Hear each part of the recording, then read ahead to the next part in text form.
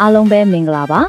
K-drama ပရိသတ်တွေစောင့်မျှော်နေကြတဲ့သတင်းကောင်းလေးတစ်ခုရှိလာပါတယ်ဒါကတော့မင်းသားချောလီဂျေဝုခနဲ့မင်းသမီးချောရှင်ရဲ့ယူတို့အဓိကပါဝင်ထားတဲ့ drama အသစ် Doctor on the Edge ရဲ့ဇာညွှန်းဖတ်ပွဲပုံရိပ်တွေနဲ့အတူပြသမဲ့ရက်ကိုပါတရားဝင်ထုတ်ပြန်လိုက်တာပဲဖြစ်ပါတယ်지 역할 맡은 이세욱이라고 합니다.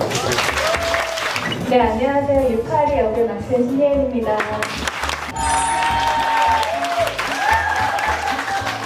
와,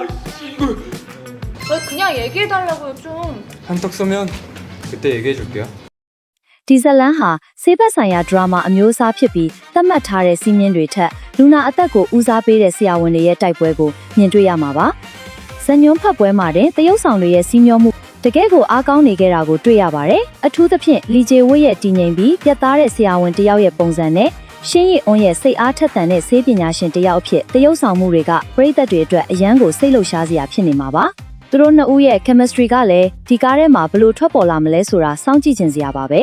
အခုဆိုရင်ပရိသတ်တွေအမြန်ဆုံးကြည့်ရှုနိုင်အောင်ပြသမဲ့ရက်ကိုလည်းသတ်မှတ်လိုက်ပါပြီ Doctor on the Edge ကိုလာမယ့်ဇူလိုင်လအတွင်းမှာစတင်ပြသသွားတော့မှာဖြစ်ပါတယ်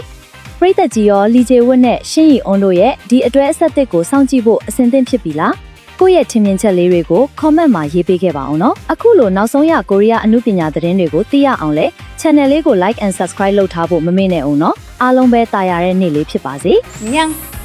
안녕.